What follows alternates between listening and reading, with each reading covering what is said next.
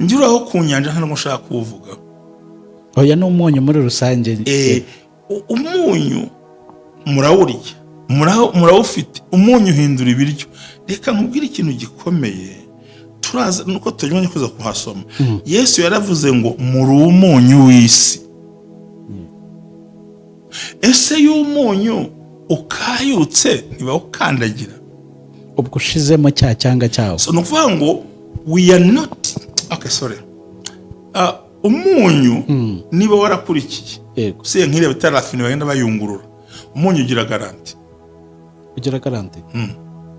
aya ndahabona. Umunyu aho ubitse risazi haza cyangwa inshishi zirakate reka hari icyuma kisunga umunyu nikizana ingese cyahita kizana ingese iyo uri mwinshi. Barongo aha Bibiliya igaragaza ko turi umunyu w'isi. Njyewe ntumbwire ngo imyaka 30 n'ingahe ngo narangiye, wapi, ndacyari umunyu w'isi. Minizi ndacyafite ibyiringiro ko nicyo ntarabona Imana izakiguha.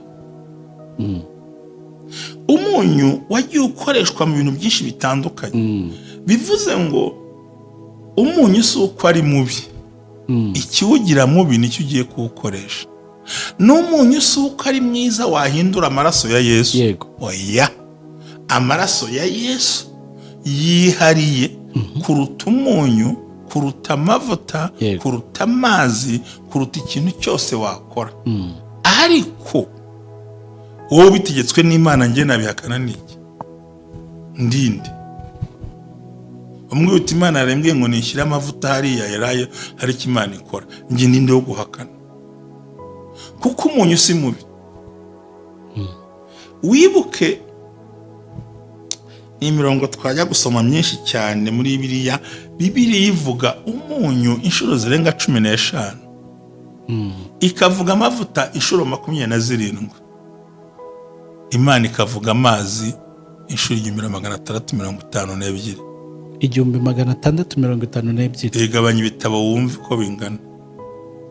Umva ko ari ibimenyetso by'umwihariko. Amazi nayo ni ubuzima, ni umwuka n'ibindi byose. Ntabwo byasimbura amaraso ya Kristo. Yego. Ariko ubyizereyemo tuhinduye tumucira urubanza, kandi biri byemera. Ntabwo twara umucira. Njyewe n'itorero mbamo iby'umyunyu itubyemera. Ariko sinshinzwe kunaniza ubyiyumvamo akabyizereramo, cyangwa ati giye Imana arembwe ngo uwo munyu ngusige hano birakunda, amavuta nyasiga hano birakunda. Harya muri iryo dini ryawe cyangwa itorero iyo bimika abashumba cyangwa abapasiteri turambikaho ibiganza nta mavuta. Ese twiba turambikaho ibiganza, twizera amavuta ya Mwuka Wera. Ariko bitavuze ko uwo dusengana ni ukuvuga ngo kuba ukoresheje umunyu, amavuta n'amazi ntabwo bisimbuye amaraso ya Kristo. Ahubwo uno muntu kubera za mbaraga za karande afashe bino bintu nk'imbaraga, yumva bwati bw'Imana, reka mbikore nk'ikimenyetso.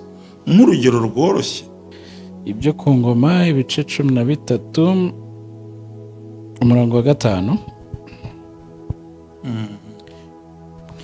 Igitabo cyo ku Ngoma za kabiri, igitabo cya kabiri cyo ibyo ku Ngoma ibice 13 umurongo wa 5 haragira hati: ntimwari mukwiye kumenya yuko Uwiteka Imana ya Isiraheli yahaye Dawidi ubwami bwa Isiraheli iteka ryose, ubwe n'abahungu be akabibasezeranisha umunyu.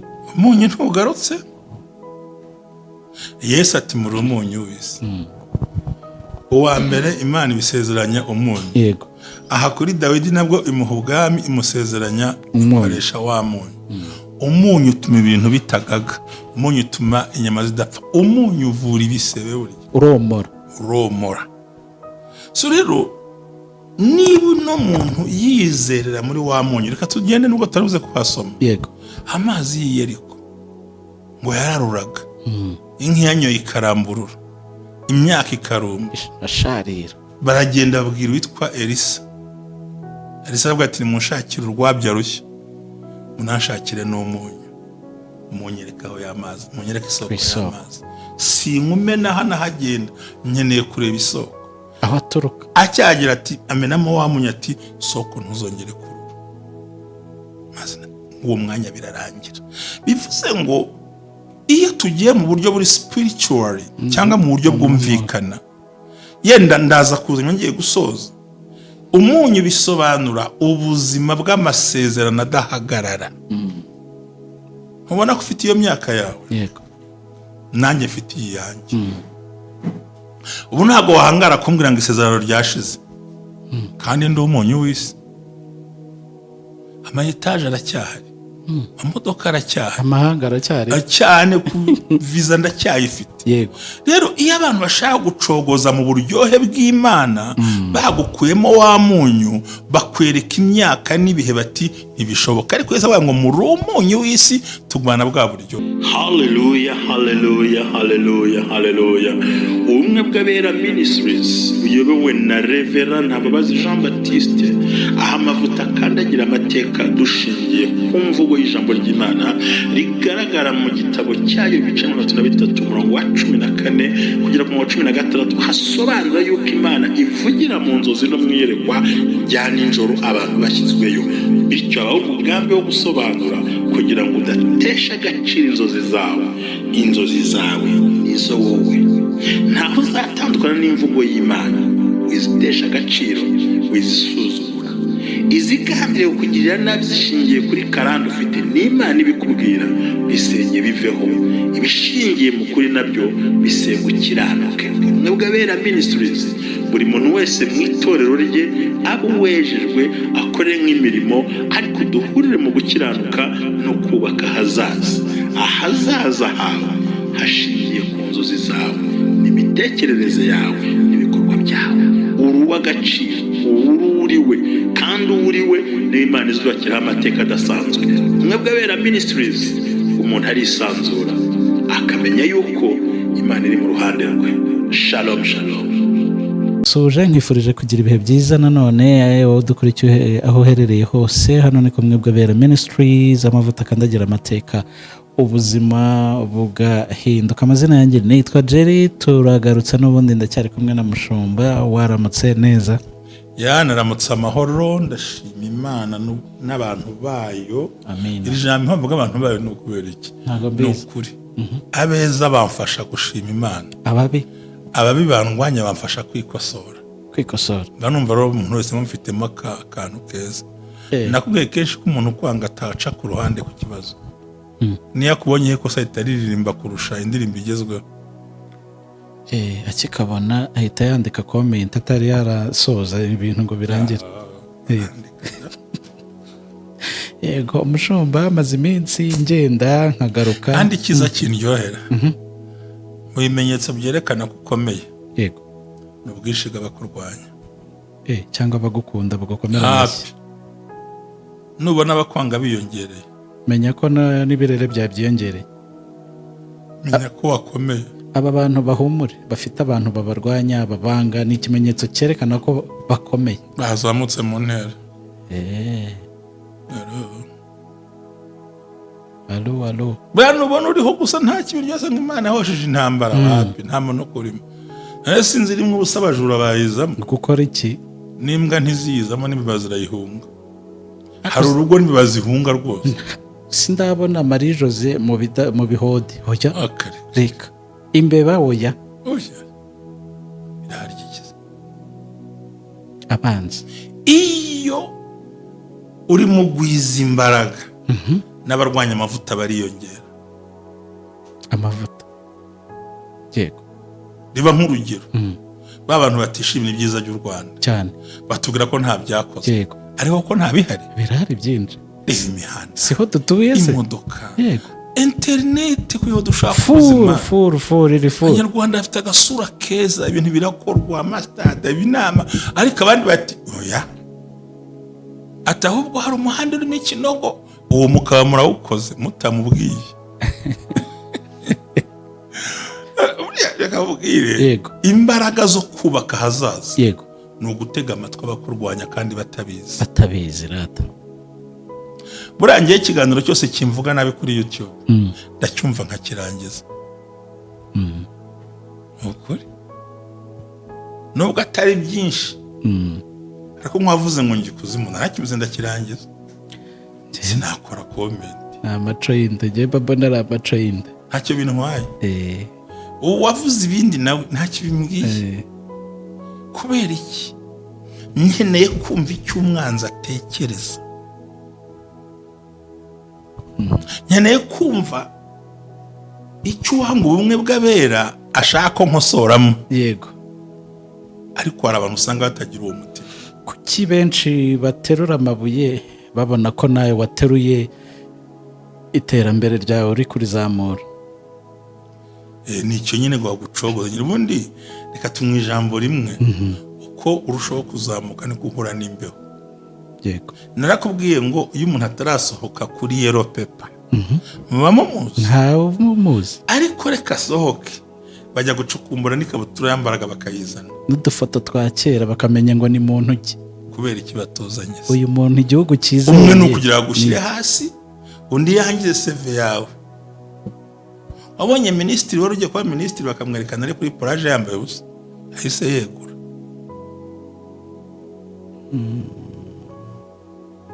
niyo mpamvu jyewe bantumira mu bintu byinshi bagiye bihangana ubwo buserifi rwose mbabarira so rero kubaho utarwanywa bisobanura ko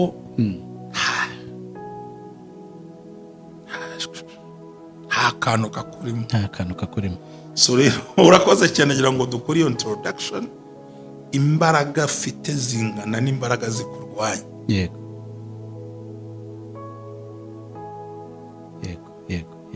ubwenge bwinshi ufite buhangana n'abashaka kubukubita hasi inshuti nyinshi ufite zingana n'abanzi bashaka kuzigukuraho ariko icyo mbakundira uwagusize aba yagusize wagusize aba yagusize gusa wandwanya ukashobora gute hari umuntu twari dutwaye imodoka ariko ari imbere yacu inyuma handitse ku kirahure cy'inyuma ngo nimba utekereza ko ndi kugenda gahoro kubera icyo uri inyuma yanjye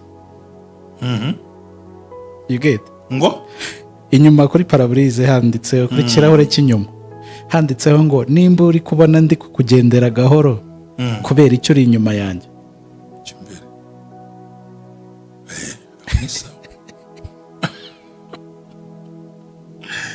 niyo mpamvu ntazagendera ku muvuduko wawe kuko iyo ujya siyo njya niba ushaka kungayira speed genda iyawe hari lane zitandukanye overtake and go none se urashaka ngo ndiruke njye hari ubwo nahisemo kugenda gutyo nkwana ngo rya vuba tugende urinda binige kubera iki rya vuba ugende ufite ugiye kwiruka yego ariko urabona ngo nyine ngo mbano ibintu biri courage sharp wowe sharp uringa aho ngaho gihe undeke imbererezi yego icyo ushaka mba sharp niba ingendo yanjye ikuvunnye wegenda iyawe genda iyawe ntabwo ntushyireho igituza kingana ntabwo n'abantu bemuzuru ryawe wamfuna nkavamo aho nkagira amahoro yanjye bwite yego so rero ubwinshi bw'ibyo utunze buzagusaba abasekirite benshi na kamera nyinshi rero kugira ngo nkene cyangwa mbura ibyo mfite nabigira nkagira n'izo kamera niyo mpamvu ubwinshi bw'abandwanya n'imbaraga zaho ngenzi mu gihe nta mafuti mfite yego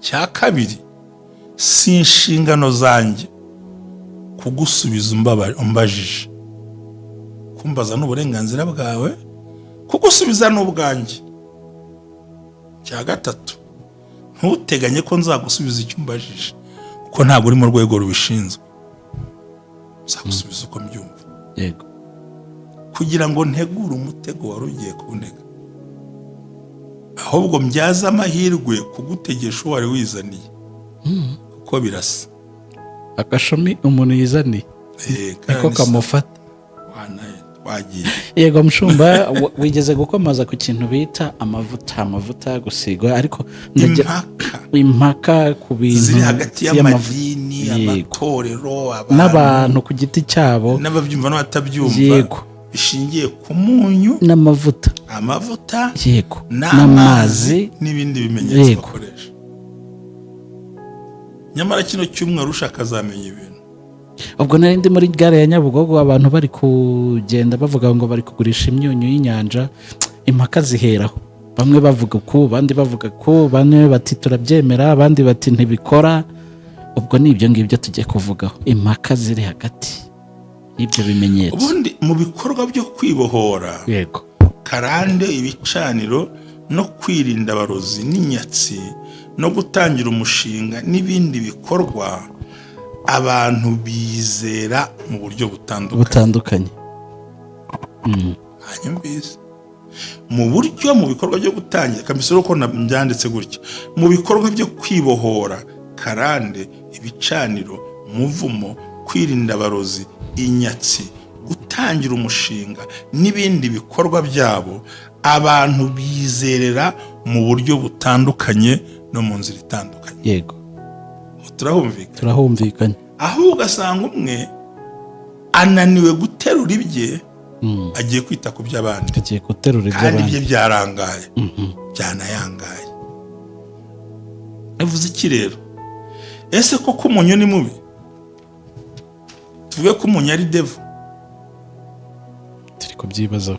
Umunyu ni mubi? Umunyu ni mwiza ku ruhande rwanjye. None se niba ari mubi, ko mwirirwa muwushyira mu biryo, ubwo ntimuri babi nyine, ntimwariye ikibi? Njye uraho ku nyanja nta n'umushaka kuwuvugaho. Oya, ni umunyu muri rusange. Umunyu murawurya, murawufite, umunyu uhindura ibiryo. Reka nkubwire ikintu gikomeye, turaza nuko tujyanye kuza kuhasoma. Yesu yaravuze ngo muri umunyu w'isi. Ese y'umunyu ukayutse ntibawukandagira? Ubwo ushizemo cya cyanga cyawo. So nukuvuga ngo we are not, okay, sorry, umunyu niba warakurikiye, se nk'ire bitarafine bagenda bayungurura, umunyu ugira garanti.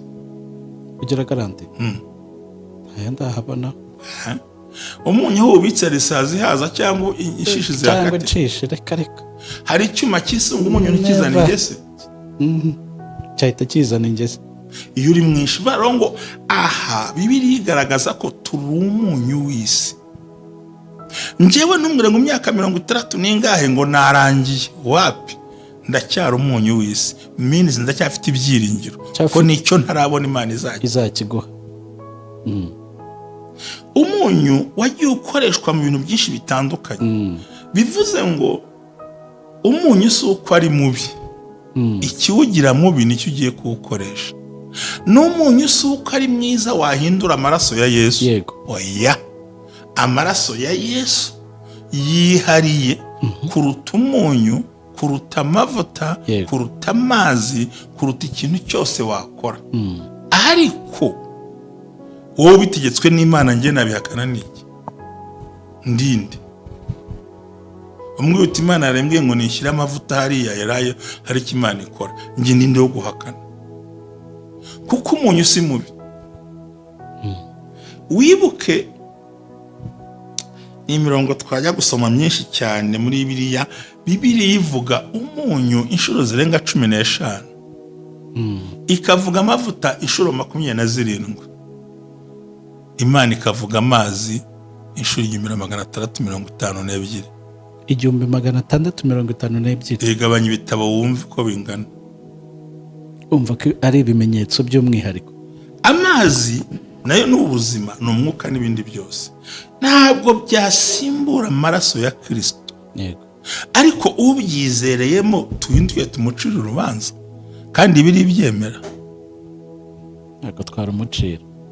Njyewe n'itorero mbamo, iby'umyunyu tubyemera. Ariko sinshinzwe kunaniza ubyiyumvamo akabyizereramo. Cyabwa ati giye Imana arembwe ngo uwo munyu musige hano birakunda. Amavuta nyasige hano birakunda.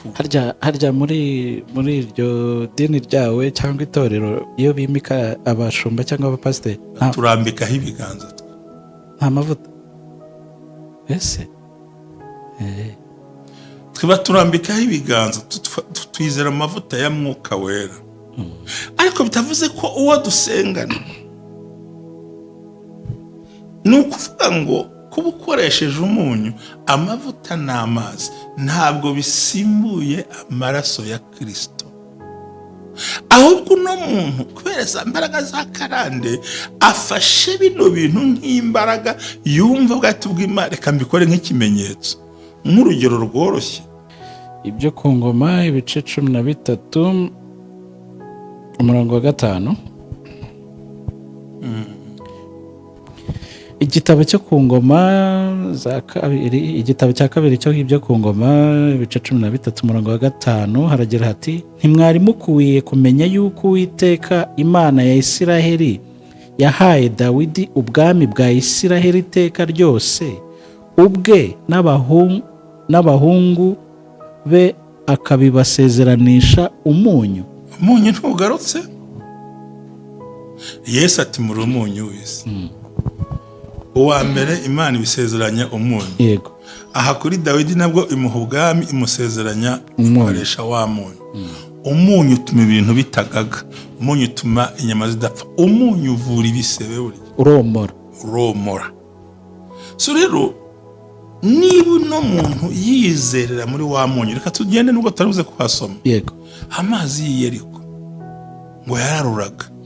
Inka yanyoye ikaramburura, imyaka ikaruma asharira. Baragenda babwira witwa Elisa aravuga ati nimunshakire urwabya rushya, munashakire n'umunyu, munyerekaho y'amazi, munyereke isoko y'amazi. Sinkumena hano hagenda, nkeneye kureba isoko aho aturuka. Acyagira ati amenamo wa munyu, ati soko ntuzongere kurura. Maze uwo mwanya birarangira.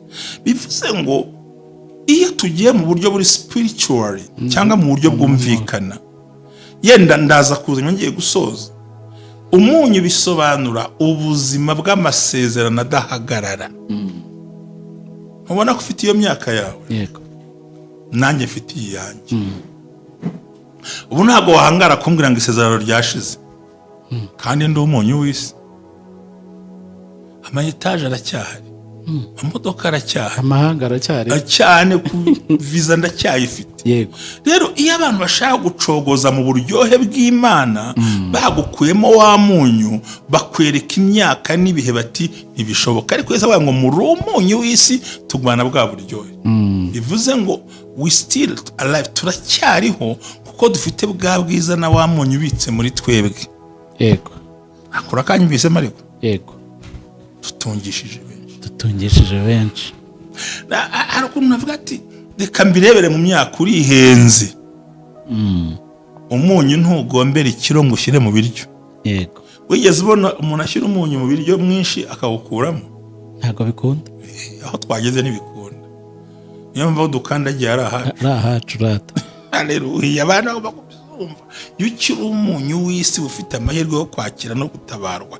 Ibi ndabivuga ndimo nihuta ngamenamo. Rero hari ahantu ugomba gushyira umunyu mu rugo rwawe rwose nta banga rihari. Ahantu wumva ukeka imbaraga mbi hagutera ubwoba, cyane cyane ku marembo y'urugo rwawe, ahantu ubona haca ibisimba byinshi, mbega ahantu ubona ukumva umutima wawe ntunyuzwe naho, kumva hari ikintu kiri kubura. Nta murozi warenga kwirembo bashyizeho umunyu. Niba ubona ari abadayimoni hashyira umunyu ntabwo ari buhinjirire. Yego. Kandi umunyu ni isezerano rihoraho. Kunaka turi umunyu w'iki? W'isi. Bivuze ngo uyu munsi nduye ariko ejo ntuzondiwe. Cyo ni cyambere. Umunyu wawushyira ahantu wumva ukeka udafitiye umutekano mu gihe ubyiyumvamo.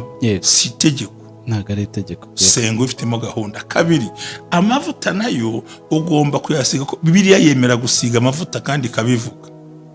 Ahantu wumva hari imbaraga mbi, ahantu wumva waterwa mu gikoni, aho uryama runaka na runaka, hashyira umunyu nta kibazo. Ariko suri yawo mu nyanja n'uwo mu gikoni wawe urabikora. Uyu nguyu turya cyane usanzwe ujya kuvunika. uteraho gusa cyangwa urawusengera urawusengera ugafata gake, ntabwo bisaba ngo uyore ibintu byose. Urasenga uti Imana umunyu ni isezerano, ugafataho gake ukagira gutya. Erega ntabwo bisaba ibintu byinshi, ni ikimenyetso. Ushobora no kuza ntunawubona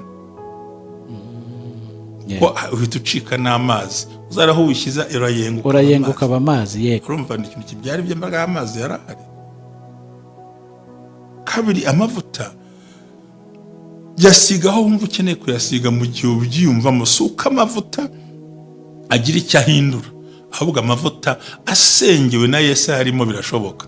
Gatatu, amazi nayo yagira agaciro kuko Imana agiye itanga amazi. Ngo ifu ryiriza rivanze n'amazi n'umunyu n'amaraso, iyo babiteraga umuntu yarahumanukaga. Yesu ku musaraba atuvira amazi n'amaraso byivanze mu rubavu rwe, kandi amazi n'amaraso n'umwuka byose birahura uko ari bitatu.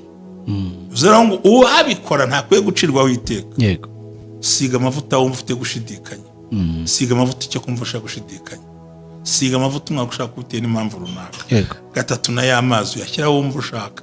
Benshi barasengera agakira. So rero ntitugomba guca imanza kuri bamwe babyizera, ahubwo wowe mureka afite uko yizera n'uko yumva. Wowe gumana kwizera kwawe, ukore n'ibyawe, ariko nta n'icyaha gihari. Nanjye Imana ibintegetse nabikora, ariko itabimbwiye ntabyo nakora, ko ntabwo mbyemerewe. So rero nta kibi kirimo, aho mfitiye umutekano muke bihakorere. Yego, nawe ubwawe wasengera amazi kandi ugakira. Imana ibahe umugisha. Urakoze cyane.